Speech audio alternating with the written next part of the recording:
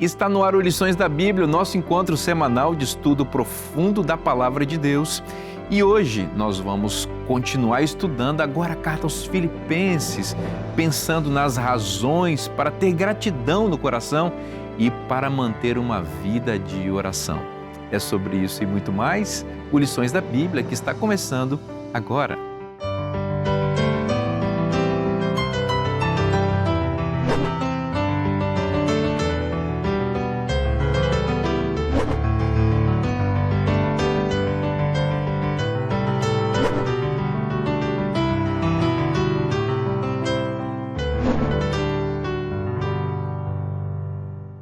Já estamos juntos aqui para compartilhar com você essa bênção do programa de hoje e tem muita coisa linda porque você vai ouvir aqui, tenha certeza disso. Bom, a gente sabe que a gente faz esse programa na companhia de amigos muito queridos, né, que vêm aqui a Novo Tempo, deixam suas atividades, a família fica em casa e eles vêm aqui para trazer esta bênção, né, que é o estudo da Bíblia. São pastores, professores de teologia, gente que ama a palavra e que ama compartilhar a palavra, e eu quero mais uma vez apresentá-los a vocês. Aqui à minha direita, o pastor Alberto Tasso, professor de teologia do NASP. Bem-vindo, Alberto. Muito obrigado, é sempre um privilégio estar aqui. E da primeira não fiz o meu abraço, mas hoje eu vou dar o meu abraço para os meus alunos lá da Faculdade de Teologia ali no NASP. Inclusive, hoje tem um grupo passando por aqui, né, o dia que nós estamos gravando aqui, um grupo passando por aqui, dos nossos alunos, e é sempre muito bom ter esse contato com eles. Muito legal. Aqui à minha esquerda, um amigo Patrick, pastor da igreja de Botafogo, no Rio de Janeiro. Patrick, bem-vindo mais uma vez. Muito obrigado, pastor Vinícius. Muito obrigado de verdade estar aqui com vocês. É um grande privilégio. Na companhia desses dois grandes homens de Deus, pastor Adenilton, pastor Alberto. Eu estou honrado de estar aqui, que possamos não apenas compartilharmos conhecimentos teológicos, mas também relações íntimas com o nosso Senhor Jesus Cristo. Amém, que lindo. Na frente, nosso amigo pastor Adenilton, coordenador, não é, do curso de teologia do NASP Engenheiro Coelho. Adenilton, muito bom ter você aqui, bem-vindo, amigo. É uma alegria estar aqui novamente. Eu acho até que eu fiquei com inveja do Alberto, que ele mandou um abraço para os alunos lá do NASP, e eu queria também aproveitar mandar um abraço ali para os alunos, ali para a nossa equipe de trabalho. Muito gostoso trabalhar aqui e é muito bom estar aqui mais uma vez com os colegas. Que legal. Alberto, você ora para a gente, por favor? Começarmos o programa? Vamos orar. Nosso bondoso Deus e Pai, muito obrigado, Senhor, pelo privilégio que temos de estarmos juntos aqui, de termos a Bíblia aberta diante de nós para conhecermos mais sobre Ti e aprendermos mais sobre a Tua vontade. Amém. Nós pedimos agora, mais uma vez, é o Teu Santo Espírito, que Ele seja derramado sobre nós, nos dando sabedoria, discernimento, também sobre nós que estamos aqui e aqueles que estão nos assistindo também. Que o Santo Espírito esteja conosco neste momento, é que nós te pedimos em nome de Jesus. Amém. Amém. Gratidão e oração são dois princípios muito importantes da vida e da vida cristã, sobretudo, né? E em suas epístolas, Adenilton, o apóstolo Paulo nos dá boas razões para manter uma vida de oração e manter um coração grato. Exatamente. Essas duas coisas, gratidão e oração, são duas coisas que andam juntas nas cartas de Paulo. Eu acho que Paulo tem uma preocupação de mostrar para os seus leitores que gratidão é um dos sentimentos humanos mais nobres, né?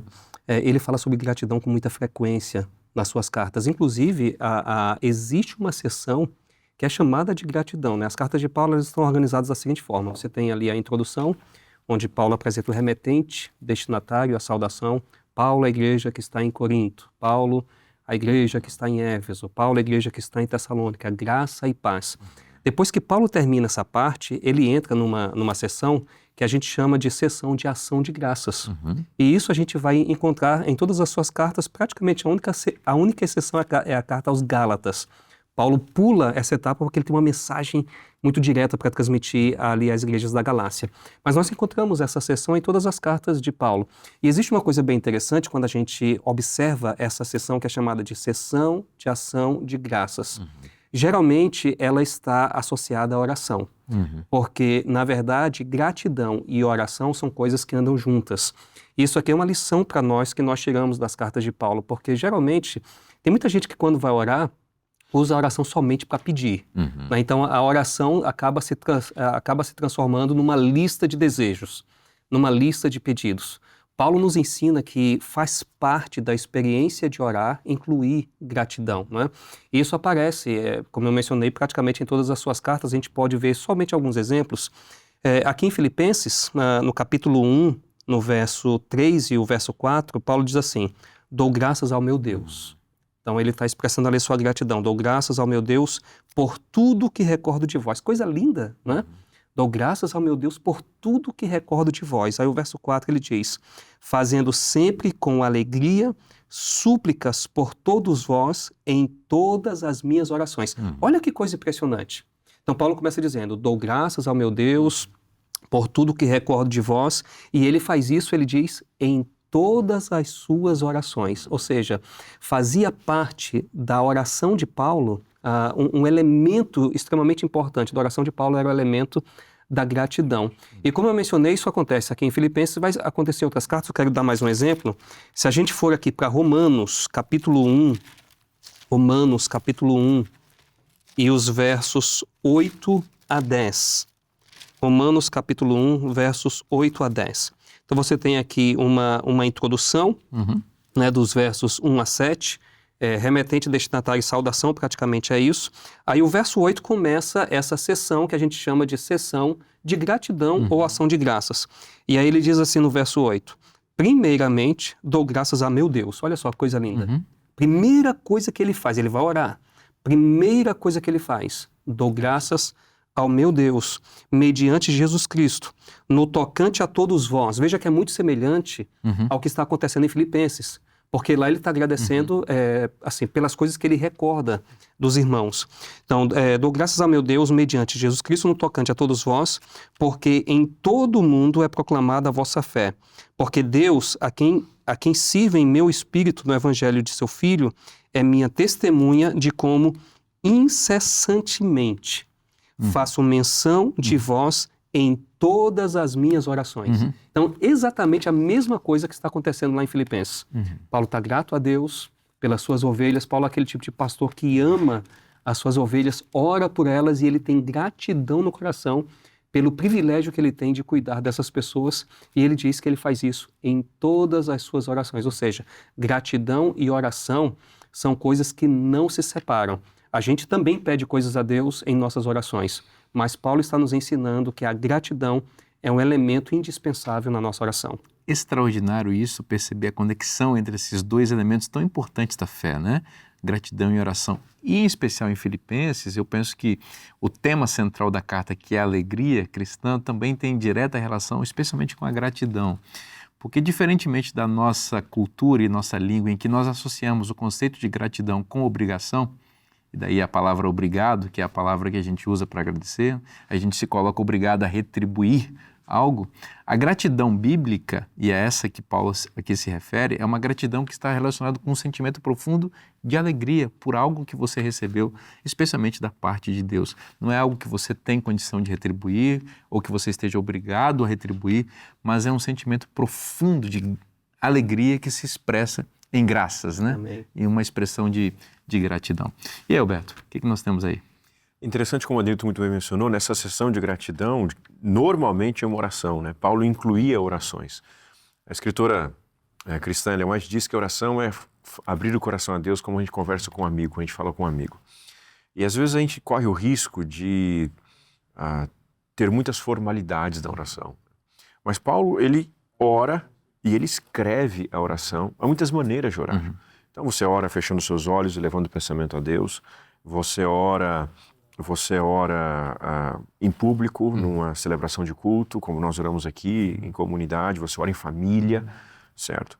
Até a gente estava comentando aqui antes, mandar um áudio de WhatsApp através de oração, usando a tecnologia moderna, né? O nosso diretor da faculdade ali do NASP, nos nossos aniversários, momentos especiais, ele sempre manda essa oração de áudio, sempre impacta isso a gente. Pastor Evandro, né? Pastor Evandro. Um abraço para ele, né? E é interessante ver como que Paulo, e é uma beleza também de nós escrevermos a oração, porque é diferente de uma oração espontânea, quando você fecha os olhos e ora, quando você escreve a oração, é aquela oração mais pensada. Exato. Ela é mais madura, né? Você reflete mais para colocar no papel. E Paulo faz isso. Se você abrir aqui em Colossenses, no texto que desculpa, em Filipenses, melhor dizendo, no verso 5, ele descreve a oração dele, né? Ele está dizendo que ele dá graças a Deus, e aqui ele diz no verso 5, dou graças a Deus pela maneira como vocês têm participado, etc. E então ele faz a oração dele, e quando a gente vai para Colossenses, que são as 2 epístolas que nós estamos estudando hoje, Paulo faz uma oração longa pela igreja, que começa no verso 9 e vai até o comecinho do capítulo 2. Então, ele ora, né, pela igreja dele, escrevendo essa oração. Então, uma sugestão que eu gostaria de fazer aqui é que a gente tenha o hábito de escrever as nossas orações, certo? Porque a gente esquece aquilo que a gente não coloca no papel, né, ou no celular, que seja, mas escrever a oração, para que daqui 1 ano, daqui 2 anos, daqui 3 anos, daqui 10 anos, você revisite essas orações, você vê que pedidos feitos foram atendidos, né, que o seu coração estava grato por coisas que você já esqueceu. Né? Então, é uma sugestão, escreva a sua oração. Eu queria só fazer um comentário em relação a isso. Eu achei muito bonita essa ideia de escrever as orações. Isso me fez lembrar uma experiência pessoal quando eu li um livro chamado A Busca de Deus, o título do livro A Busca de Deus. Quem escreveu foi o Wilson Tozer, um indivíduo assim que escreveu assim excelentes devocionais, e ele termina nesse livro cada capítulo com uma oração.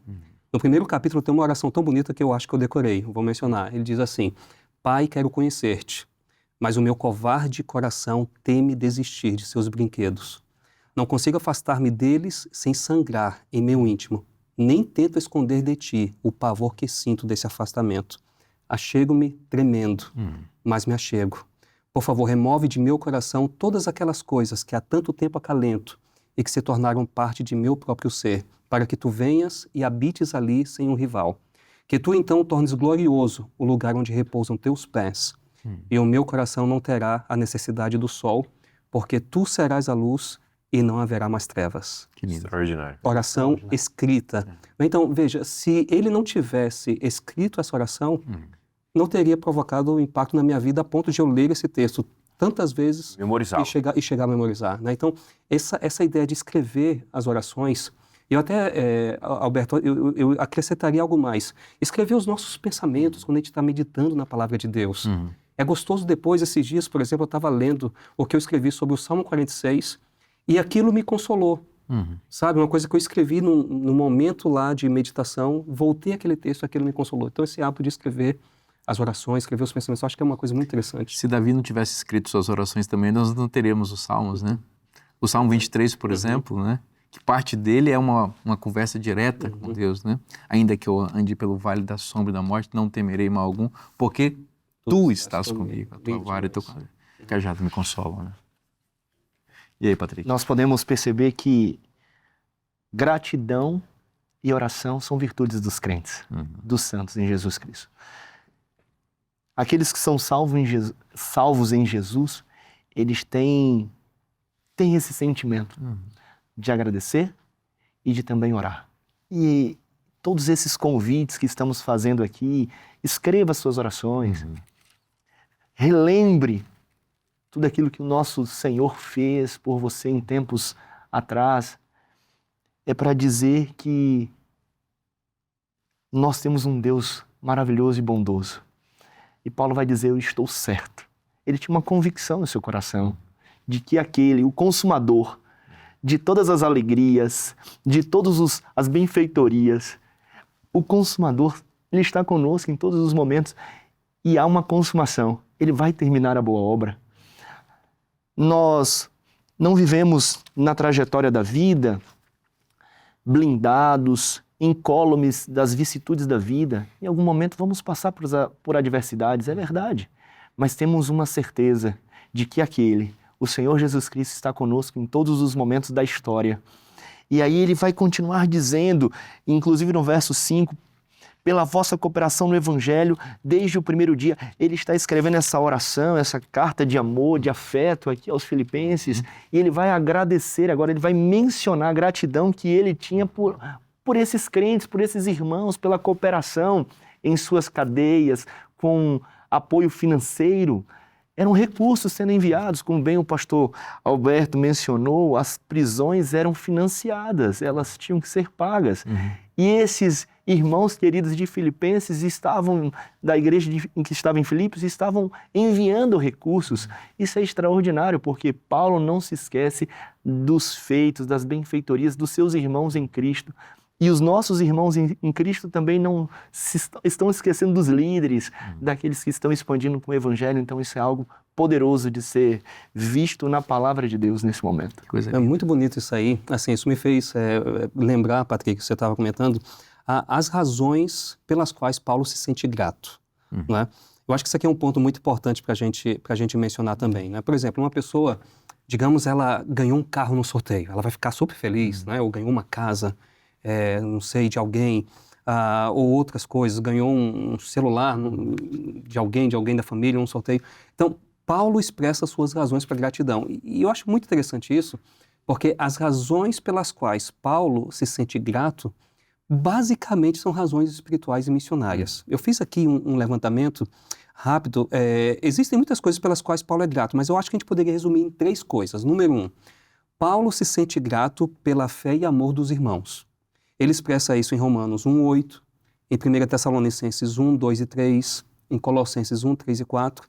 Número 2, Paulo se sente grato pela cooperação no Evangelho, ou seja, pessoas que trabalham com ele, né? A equipe, a rede de colaboradores que ele tem. Número 3, Paulo se sente grato pela convicção da salvação e do chamado. Isso acontece em Filipenses, isso acontece em 2 Tessalonicenses 2, em 1 Timóteo 1. E aqui, em Filipenses, a gente vê esses 3 elementos. Né? Por exemplo, no verso 7 do capítulo 1, Paulo expressa gratidão pela fé e amor dos irmãos. Filipenses 1:7. Aliás, é justo que eu assim pense de todos vós, porque vos trago no coração, seja nas minhas algemas, seja na defesa e confirmação do Evangelho, frase final, pois todos sois participantes da graça comigo. Então, Paulo está expressando a sua gratidão pelo fato de que os irmãos demonstram fé, né? E amor, não somente por ele, mas também pela obra do Evangelho. Número 2, Paulo expressa gratidão pela cooperação do Evangelho, a cooperação deles, verso 5. Ele diz, pela vossa cooperação no Evangelho, desde o primeiro dia até agora. Tem a constância também. A constância. E número 3, Paulo expressa gratidão pela salvação e o chamado que Deus fez para ele. Verso 6, ele diz, estou plenamente certo de que aquele que começou boa obra, como você estava mencionando, Patrick, estou plenamente certo de que aquele que começou boa obra em vós há de completá-la até o dia de Cristo. Ou seja, Paulo está expressando a sua gratidão pelo fato de que ele foi chamado para proclamar o Evangelho, mas ele está expressando gratidão porque as pessoas para quem ele escreve também foram chamadas. E elas também precisam ter a mesma convicção que ele tem e precisam expressar a mesma gratidão que ele expressou. É muito interessante, essas razões são amplas e o apóstolo Paulo vai elaborando e vai ensinando teologia para a gente ao mesmo tempo, né? Ele começou e vai completar. Ele nos ensina, portanto, que a obra da salvação ela é processual, né? E ao mesmo tempo ela aponta para a escatologia, né? O dia de Cristo, ou seja, a volta de Jesus, em que esse processo vai culminar na glorificação que todos nós aguardamos, né? É muito bom compreender e ver esse cuidado pastoral expressando teologia profunda e abençoando a igreja de Filipenses e também a nossa vida, a nossa igreja, né? Vamos fazer um rápido intervalo, não sai daí, o programa Lições da Bíblia volta já já.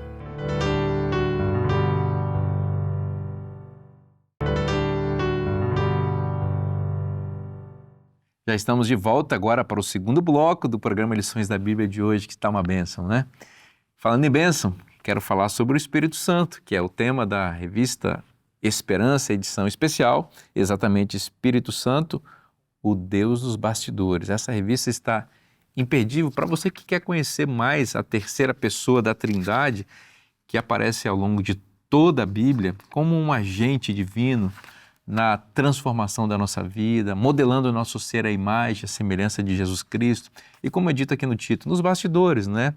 Sem a gente perceber muito, ele vai nos encaminhando, conduzindo nossas orações, transformando nossas orações, que são imperfeitas muitas vezes, para que Deus as receba de maneira plena. O Espírito Santo é um parceiro extraordinário nesse processo de salvação. Ele foi enviado pelo Pai aqui após Jesus Cristo, né, subir ao céu. Jesus mesmo disse: eu não vou deixar vocês sozinhos, haverá um outro Consolador, e o Consolador está agindo, distribuindo dons espirituais, distribuindo o fruto ou produzindo o fruto do Espírito na nossa vida. Todos esses temas sobre o Espírito e outros mais são trabalhados aqui em 14 lições muito lindas para você compreender um pouco mais sobre esse tema muito importante. E você está esperando o quê? Está na hora de você pedir a sua revista. O número do WhatsApp está aparecendo aí agora na sua tela. Peça agora mesmo a revista Esperança, o Espírito Santo, Deus dos bastidores, e seja abençoado com essa temática tão especial. E lembre-se, é totalmente gratuito, como um oferecimento dos Anjos da Esperança. Meu amigo Adenilton, vamos falar agora sobre os motivos para a oração. No bloco anterior você falou sobre razões para a gratidão, e o apóstolo Paulo nos dá várias aqui, mas também ele ora e apresenta motivos para isso. Seguramente. Assim, eu acredito que o que Paulo nos ensina em suas cartas, seguramente ele aprendeu de Cristo, né? Jesus disse que tudo que nós pedíssemos ao Pai em nome dele, nós receberíamos.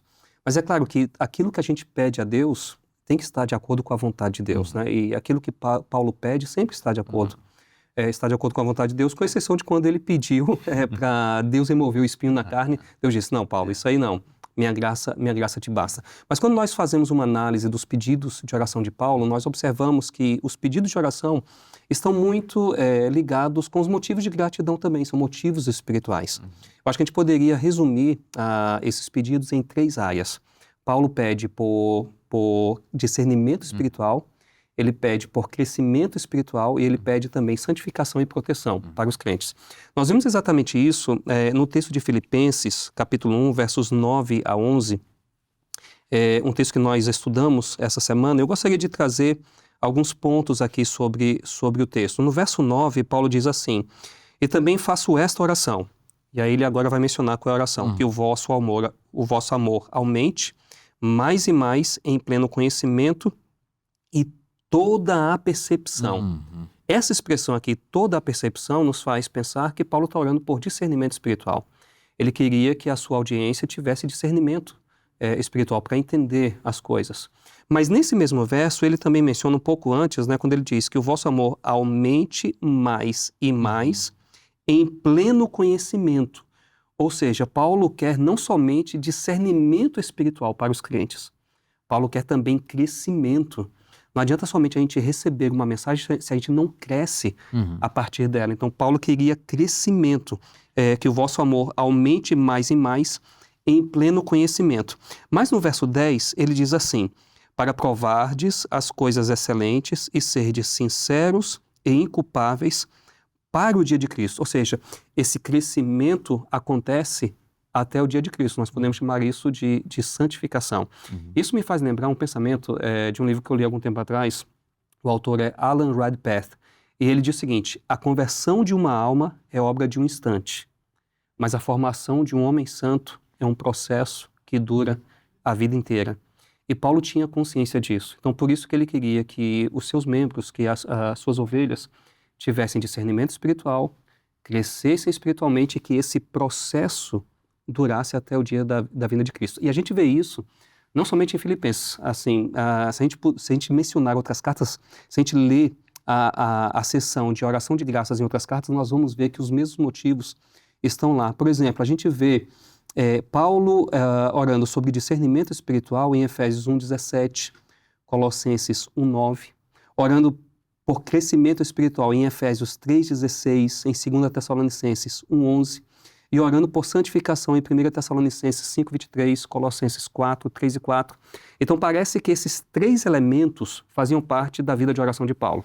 Então nós precisamos orar por discernimento espiritual, pedir entendimento a Deus. Nós precisamos orar por crescimento. Então nós conhecemos as verdades, mas nós precisamos crescer nelas. E precisamos nos aprofundar durante todo o processo da nossa vida, e Paulo diz até o dia de Cristo, nós chamamos isso de santificação. Então, acho que esses 3 motivos para a oração estão presentes na vida de oração de Paulo e eu acredito que são coisas que nós precisamos colocar em prática na nossa vida também. Excelente, excelente. Olhando, concentrando aqui no verso 9, em que ele fala que ora para que o amor dos cristãos ali aumente mais e mais, em pleno conhecimento e toda a percepção.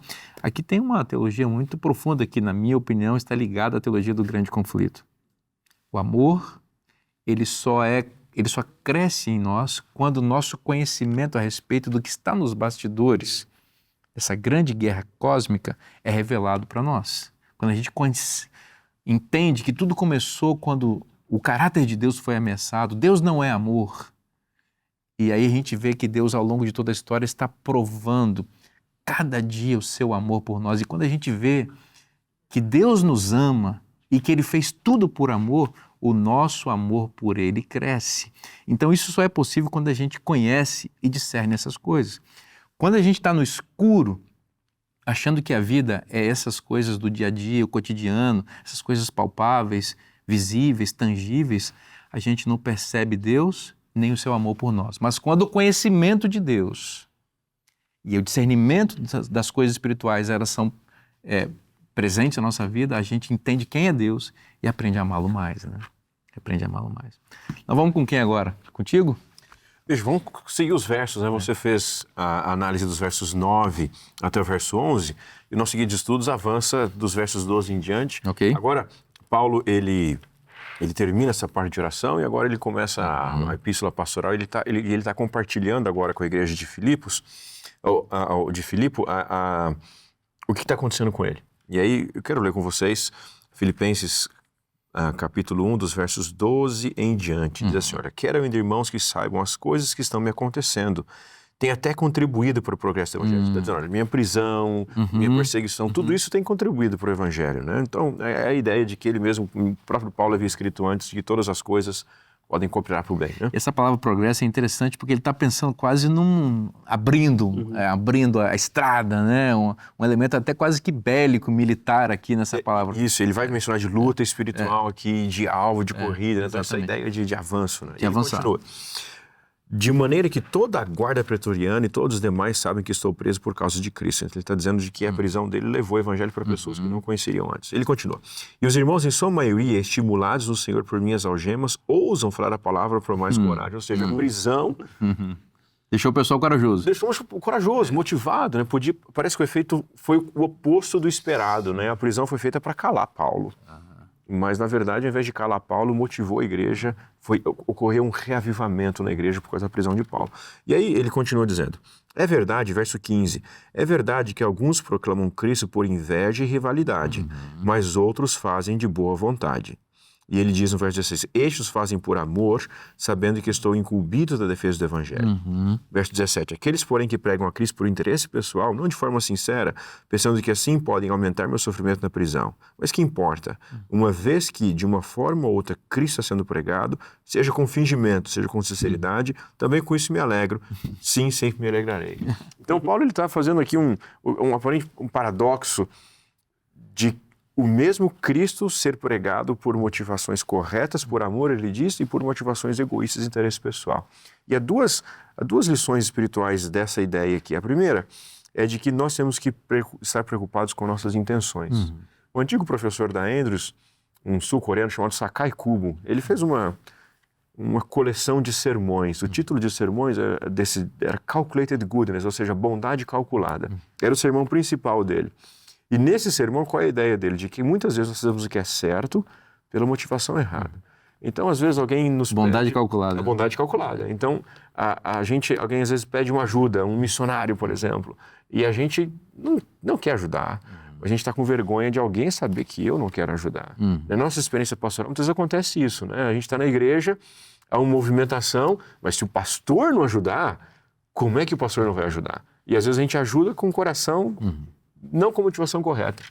Então, até o que é bom, às vezes a gente faz o que é errado. Então, Paulo está dizendo, olha, cuidem das suas motivações e pregue o evangelho com amor, e não com interesse. Até porque, Alberto, fazendo um parênteses na sua linha para você continuar, as motivações quem julga é Deus, né? Claro. A gente não, nunca sei qual é a sua motivação verdadeira e não é da minha alçada entrar no seu coração para dizer o que está te motivando a fazer. Eu posso avaliar o que você está fazendo, o fruto daquilo que você está fazendo. Agora, a sua motivação é com Deus. Agora, eu posso avaliar minhas próprias motivações, não é? E perceber ou não se estou fazendo pelo motivo certo. Agora, o outro eu não tenho essa possibilidade. É só Deus e eu devo olhar, nós devemos olhar para nós mesmos, né? Agora, um outro detalhe importante aqui é que Paulo diz, olha, mesmo aqueles que pregam a Cristo de maneira egoísta, eu me alegro, porque a Cristo está sendo pregado. E algumas pessoas usam esse texto para dizer assim, olha, não importa a igreja X, igreja Y, não importa quem é o pregador ou qual é a mensagem dele, se ele falou Cristo, está tudo certo. Mas não é bem isso que Paulo está dizendo aqui. O que Paulo está dizendo é de que a mensagem era correta, a motivação estava errada. O que Paulo está dizendo aqui não é uma desculpa para eu pregar uma mensagem equivocada que não seja bíblica. Então a gente tem que ter muito cuidado com isso, né? Porque por mais que Deus é todas as pessoas, há muitas pessoas sinceras em todos os lugares e etc., mas temos que tomar cuidado para encontrar a verdade como está de acordo com a palavra de Deus, porque a mensagem tem que estar correta, ainda que de vez em quando a motivação ela está equivocada. Até porque o próprio apóstolo Paulo e os outros apóstolos e o próprio Cristo nos advertem de falsos cristos e falsos profetas, ou seja, de falsos mestres que estão pregando mentiras em nome da fé. Então, você está colocando muito bem. A mensagem aqui é Cristo. Essa é a grande novidade. Essa mensagem tem que ser proclamada. Existe o Filho de Deus, existe o Messias, ele foi enviado. E as pessoas fizeram essa proclamação, como ele colocou aqui, com motivações diferentes.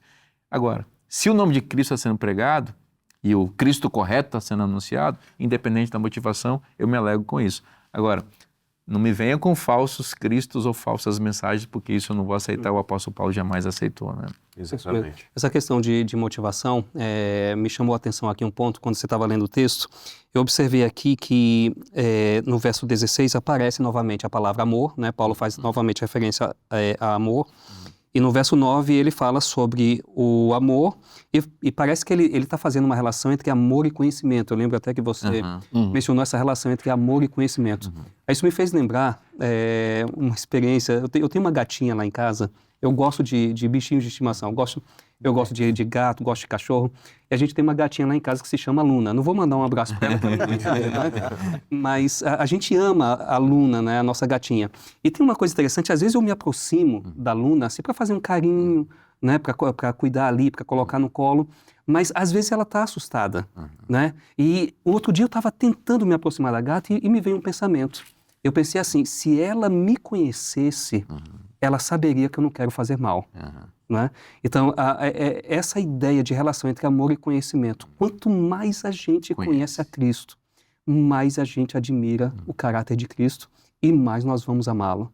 Né? Então, essa motivação do amor é uma motivação fundamental para a nossa vida e para o trabalho missionário, para o trabalho para Cristo. Né? E por isso que Paulo fala aqui, que o vosso amor aumente mais e mais em pleno conhecimento. Em outras palavras, quanto mais conhecer, mais vai amar. Adenilton, eu acho que isso é uma grande preocupação pastoral, sabe? Olha, ele está orando para que o amor cresça progressivamente, mais e mais. Ele está consciente que esse amor não vai vir de uma hora para outra, por isso ele usa mais e mais. Eu me lembro da vereda do justo, né? Que é como a luz da aurora, que ela vai crescendo progressivamente. E ele associa isso ao conhecimento. Veja, o apóstolo Paulo foi quem nos ofereceu uma teologia profunda a respeito da salvação, da justificação pela fé no Novo Testamento. Então, esse que está orando para que a gente cresça no conhecimento e no amor progressivo, além de orar, ele nos ensinou isso. Eu acho que os pastores e pregadores e líderes cristãos deveriam, nós todos, olhar para isso e dizer, olha, nós temos a incumbência de ajudar as pessoas a aprenderem a amar mais a Deus. E só tem um caminho, ora por elas, para que isso aconteça, e ensina essas pessoas o conhecimento de Deus. Porque quando as pessoas verem isso, quando elas entenderem isso, elas vão ser mais propensas a amar a Deus. Falando nisso aí, existe um pensamento em alguns círculos cristãos do seguinte, eu quero Cristo, mas não quero os ensinos. Isso não tem o menor sentido. Exato. Isso não faz o menor sentido, porque a gente não separa a pessoa de Cristo daquilo que ele ensina. ele ensina o que ensina porque ele é quem ele é. Exato. Então não tem como a gente dissociar uma coisa de outra. Então quanto mais a gente conhecer os ensinos de Cristo, mais a gente vai conhecer a Cristo. E mais o nosso amor por ele vai se aprofundar, né? Então, é exatamente isso que você está falando. Paulo, ele se preocupou muito em ensinar. Por quê? Porque ele sabia que seria o conhecimento de Cristo, da pessoa de Deus, que iria fazer com que as pessoas amassem mais a Cristo e a Deus. Então, o ensino de Jesus e quem Jesus é, são duas coisas que não se separam, né? Isso aprofunda a nossa experiência com ele. A verdade é que é impossível não amá-lo depois de conhecê-lo. Isso. É isso mesmo, exatamente. E pastor, interessante, quanto mais eu o conheço, além de amá-lo, eu confio em suas provisões. Claro. Confio na sua soberania sobre nós. E Paulo já tinha entendido isso. A sua mente estava despertada. Ele estava com discernimento. Mesmo em cadeias, ele não se ocupava, não se preocupava em pensar que Deus não estaria com ele. Ele estava sendo, de forma paternal, cuidada por Cristo Jesus. Tanto é que os obstáculos não eram um impedimento para que Paulo pudesse avançar, então, com as suas mensagens. E se não fosse esses acontecimentos de prisões, talvez, como o pastor também mencionou, nós não teríamos esta carta pastoral linda que é Filipenses, Colossenses, que estamos estudando agora. E sabe, diante destes obstáculos que muitas vezes nós passamos, quem sabe tem algum amigo, algum irmão passando por alguma adversidade e às vezes é colocado num leito de hospital. Aquilo ali também são oportunidades claras de Deus. Quem está com a mente despertada sabe que se ele não estivesse ali, talvez enfermeiros, médicos, colaboradores de um hospital, talvez não poderia estar ali. E diante desta mente despertada, Paulo também encorajava outros a avançar na pregação do Evangelho. Isso é extraordinário. Coisa linda isso. Que bom conhecer mais sobre Deus, né? Porque quando a gente conhece a Deus é impossível não amá-lo. Quando a gente entende o que Ele é, o que Ele fez, o que Ele faz e o que Ele fará, nosso coração realmente transborda em amor e gratidão. Vamos fazer um breve intervalo para você curtir aí essa bênção, essa coisa linda que é o intervalo da Novo Tempo, né? Com essas mensagens maravilhosas. E não saia daí, porque o Lições da Bíblia volta já já.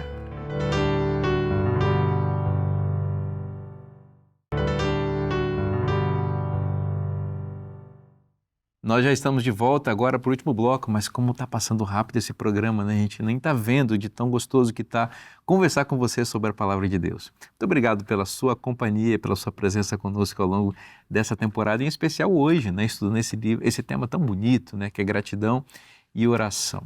Bom, você já tem o seu guia de estudos, eu imagino. Ainda não tem? Então está na hora de você pedir a sua lição da Escola Sabatina para você ter cada dia os temas tão lindos que nós trabalhamos aqui e você possa estudar antecipadamente. Você já sabe que pode adquirir no site lições.cpb.com.br. Dá uma passadinha lá e garanta o seu guia de estudos para você ter como um maná diário, né? Caindo na sua casa, nutrindo a sua vida, você e a sua família. E aí, Denilton, o que a gente tem de coisa especial ainda nesse bloco? Pois é, a gente está falando aqui sobre a paixão de Paulo, né, o amor de Paulo pela igreja, por Cristo. E, assim, realmente o amor que Paulo tem pela sua audiência é uma coisa que nos cativa, né, que chama a nossa atenção. E existe um recurso que Paulo utiliza nas suas cartas que eu acho simplesmente assim fenomenal. Ele constrói listas, sabe? Existem listas de vícios. Ele é organizado. Ele é organizado, né? Ele tem listas de vícios e de virtudes. E existe uma intenção por trás dessas listas que é mais ou menos a seguinte. Na lista de vícios, Paulo apresenta coisas que o crente precisa evitar, logicamente, né? No processo de santificação, você tem coisas a evitar e você tem coisas a desenvolver. Então, as listas de vícios são coisas a serem evitadas. Mas você tem as listas de virtudes. E a gente encontra isso praticamente quase em todas as cartas de Paulo. Eu acho que um bom exemplo, somente para que os nossos amigos em casa que estão nos acompanhando percebam, é Gálatas capítulo 5, a partir do verso 19. Eu vou usar esse texto porque aqui você tem as duas listas. Você tem uma lista de vícios e você tem uma lista de virtudes.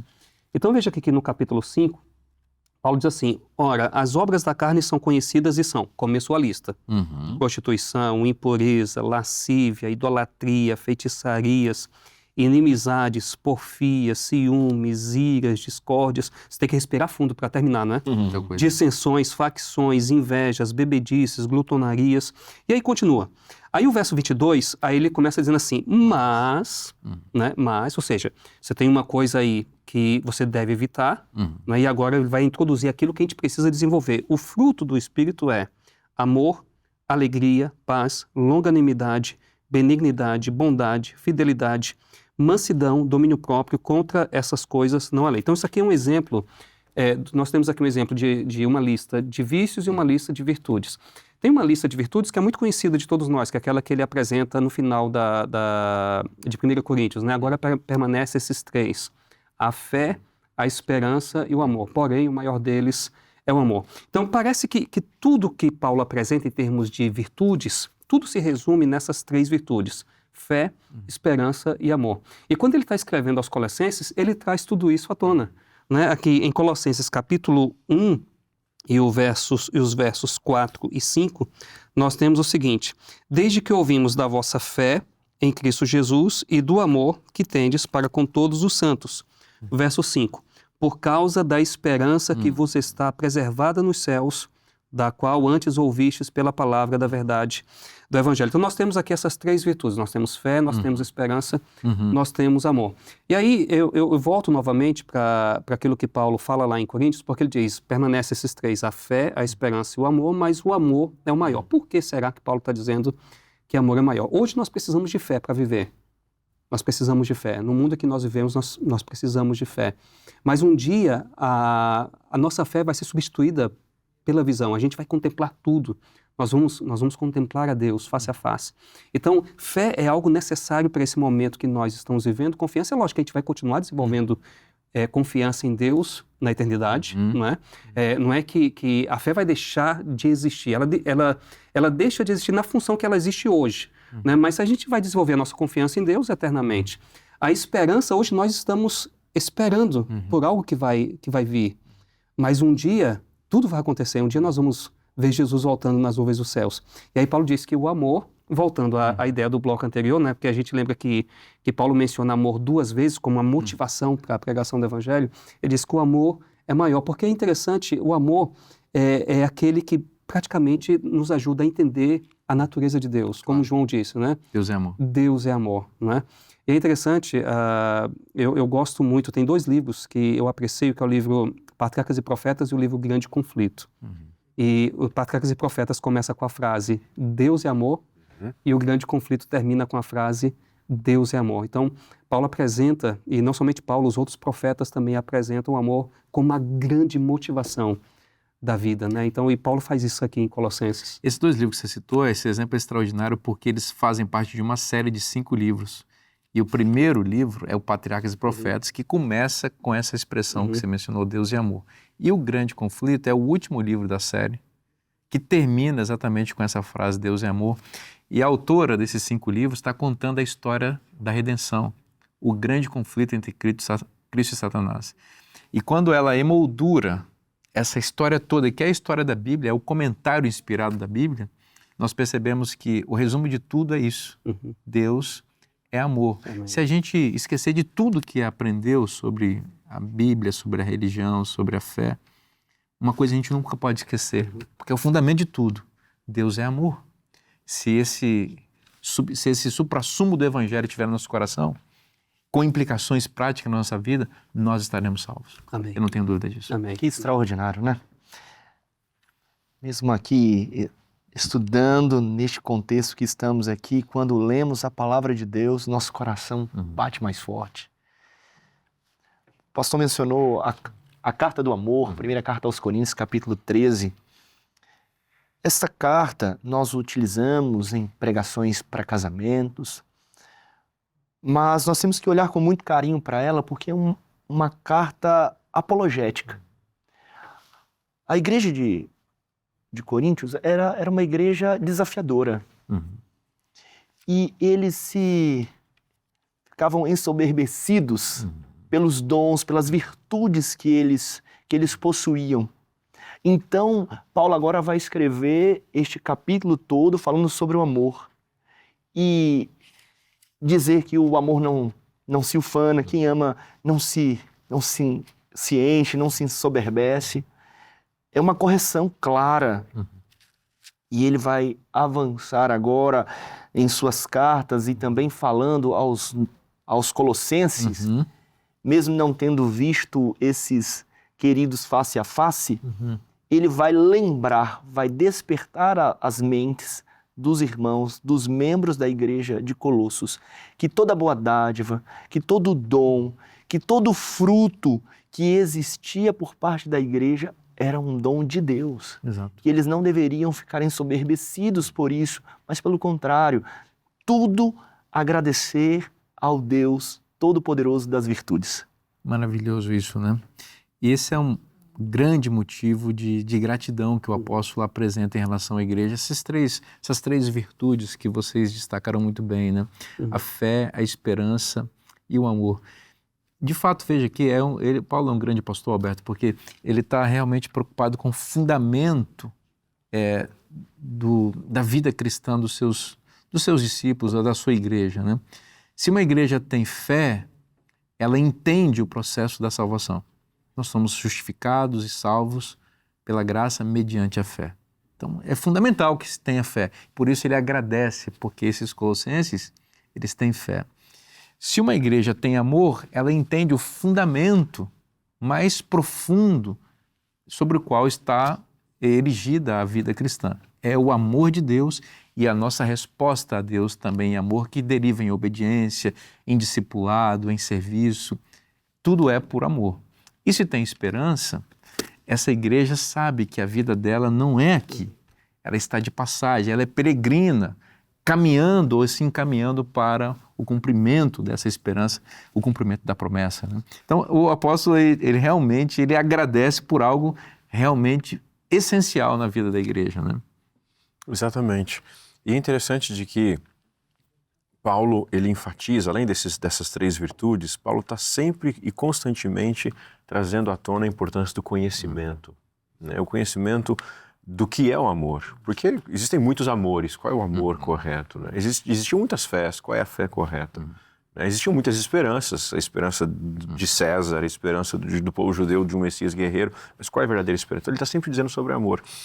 E o nosso guia de estudos aqui, ele destaca alguns versos de Colossenses aqui, que são dos versos 9 em diante. Eu gostaria de ler e dizer assim, olha, por essa razão, Colossenses 1, 9, por essa razão também nós, desde o dia em que soubemos disso, não deixamos jurar por vocês e pedir que transbordem do pleno conhecimento da vontade de Deus em toda a sabedoria e entendimento espiritual. Dessa maneira poderão viver de modo digno do Senhor, para o seu inteiro agrado, frutificando em toda boa obra. Então, há muitos elementos aqui extraordinários de Paulo, mas há dois importantes que temos de destacar. Primeiro, a importância do conhecimento. Há muitas pessoas que acham que o que vale é uma experiência mística com Cristo.